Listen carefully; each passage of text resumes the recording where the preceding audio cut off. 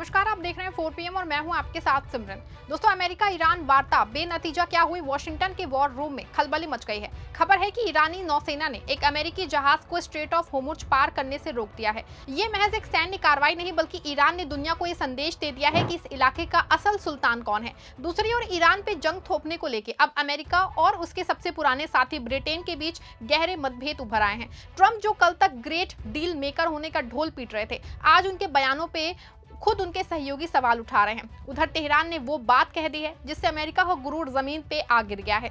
Iran ने दो टूक कहा है कि अगर होर्मुज से गुजरना है तो फिर टोल टैक्स देना ही होगा। आज के दोस्तों, इस विशेष रिपोर्ट में मैं आपको बताने वाली हूँ कैसे अमेरिका एक बार फिर से ईरान का भरोसा जीतने में नाकाम हो गई है और कैसे ईरान ने अपनी तबाह हुई तेल रिफाइनरियों को लेकर वो दावा किया है जिसने ट्रंप को हिला के रख दिया है।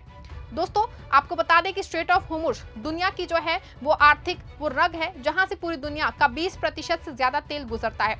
बता दूं आपको, जैसे ही ईरान अमेरिका बातचीत बेनतीजा हुई, ईरान ने होर्मुज पे अपनी पहरेदारी बढ़ा दी है। कल ही ईरान ने अमेरिका का एक जहाज होर्मुज से निकाला था, लेकिन अब ईरान ने इस रास्ते पे अपनी पकड़ इतनी मजबूत कर ली है कि अमेरिका नौसेना यहां से गुजरना लोहे की चने जबाने जैसा उसके लिए हो गया है। दोस्तों, ताजा वाक्यों में ईरानी नौसेना ने एक अमेरिकी जहाज का रास्ता रोक के उसे कड़ी चेतावनी दी है कि बिना इजाजत और बिना प्रोटोकॉल के आगे बढ़ना मुमकिन नहीं होगा। ईरान ने साफ लफ्जों में कहा है कि होर्मुज हमारे मुकम्मल कंट्रोल में है। अगर किसी को भी यहां से अपना माल ले जाना है तो उसे बकायदा टोल देना होगा।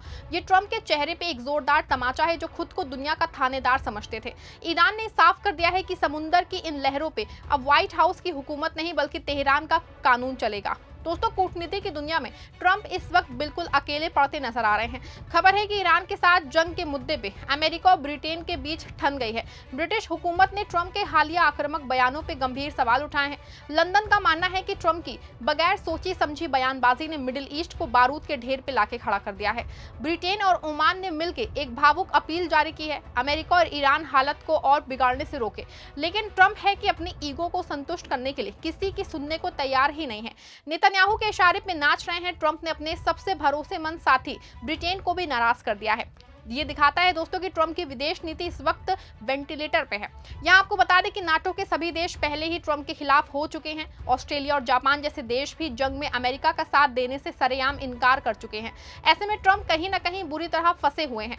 ब्रिटेन के स्वास्थ्य मंत्री वेस स्ट्रिंग ने कहा है कि इस जंग में शामिल ना होने का फैसला सही था। उन्होंने ट्रंप की सोशल मीडिया पोस्ट की आलोचना करते हुए कहा कि वो अक्सर भड़काऊ और विवादित होते हैं और कई बार उनका मतलब साफ नहीं होता।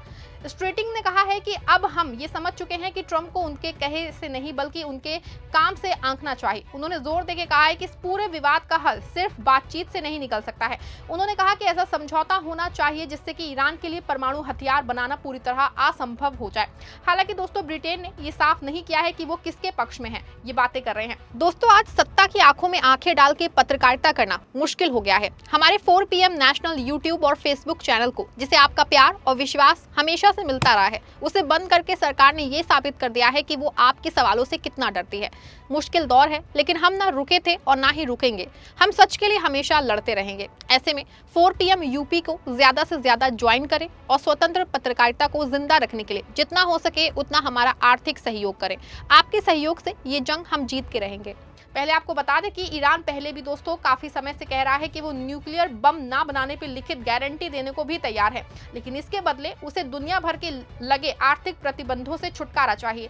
लेकिन अमेरिका ने शर्तें भी मानने से वो तैयार ही नहीं है। ईरान ने इस्लामाबाद टॉक में भी ये बातें उठाई थी, जिसपे अमेरिका का कोई ठोस जवाब नहीं आया था। वहीं दूसरी तरफ अमेरिका और ईरान के बीच नाकाम शांति वार्ता पे ब्रिटेन और ओमान के नेताओं ने गहरी चिंता जताई है।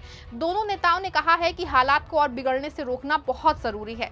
ब्रिटेन के प्रधानमंत्री कीर स्टारमर और ओमान के सुल्तान हैथम बिन तारिक ने आपस में बातचीत की है। इस दौरान उन्होंने पाकिस्तान में हुई हालिया वार्ता पे चर्चा की और दोनों पक्षों से समाधान निकालने की अपील की है। ब्रिटेन की ओर से जारी बयान में कहा गया है कि नेताओं ने माना कि संघर्ष विराम जारी रहना बेहद जरूरी है। साथ ही सभी पक्षों को किसी भी तरह की नई टकराव वाली स्थिति से बचने की सलाह दी गई है। ऐसे में इस्लामाबाद बातचीत बेनतीजा रही और अब इस पे ईरान का आधिकारिक बयान आया है। तेहरान ने साफ कर दिया है कि अमेरिका हमारा भरोसा जीतने में पूरी तरह नाकाम रहा है। ईरान का आरोप है कि ट्रंप प्रशासन एक तरफ सुलह की बात करता है, दूसरी तरफ इजराइल को हथियार सप्लाई करके लेबनान में कत्लेआम करवाता है। ईरानी संसद अध्यक्ष मोहम्मद बाघेर गालिबाफ ने इस्लामाबाद में हुई बातचीत खत्म होने के बाद अपना पहला आधिकारिक बयान जारी किया है। उन्होंने कहा है कि इस दौर की बातचीत में अमेरिका ईरानी प्रतिनिधियों का भरोसा जीतने में नाकाम रहा। दोस्तों, गालिबाफ ने कहा कि बातचीत शुरू होने से पहले ही उन्होंने स्पष्ट कर दिया था कि ईरान की ओर से नियत और अच्छा दोनों मौजूद हैं, लेकिन दोस्तों पिछले 2 युद्धों के तजुर्बों की वजह से उन्होंने दूसरे पक्ष पे रत्ती भर भी भरोसा नहीं है। गालिबाफ ने इस बातचीत को मुमकिन बनाने के लिए पाकिस्तान का धन्यवाद किया। ईरान ने साफ कर दिया है कि वो अमेरिका के खोखले वादों और जज्बातों पे अब यकीन नहीं करेगा। अब जब तक दोस्तों अमेरिका अपनी धौंस वाली कूटनीति नहीं छोड़ता, ईरान की संपत्तियों को बहाल नहीं करता, तब तक किसी भी समझौते की उम्मीद करना बेकार है। ट्रंप ने अपनी साख खो दी है और अब दुनिया देख रही है कि कैसे एक छोटा सा मुल्क सुपर पावर के पाखंड को बेनकाब करा है। ट्रंप और उनके साथी नेतन्याहू ने सोचा था कि ईरान के तेल रिफाइनरियों पे हमले करके वो ईरान की अर्थव्यवस्था को घुटनों पे ला देंगे, लेकिन दोस्तों ईरान ने वो आंकड़े पेश किए हैं जिससे पेंटागन के होश ही उड़ गए हैं।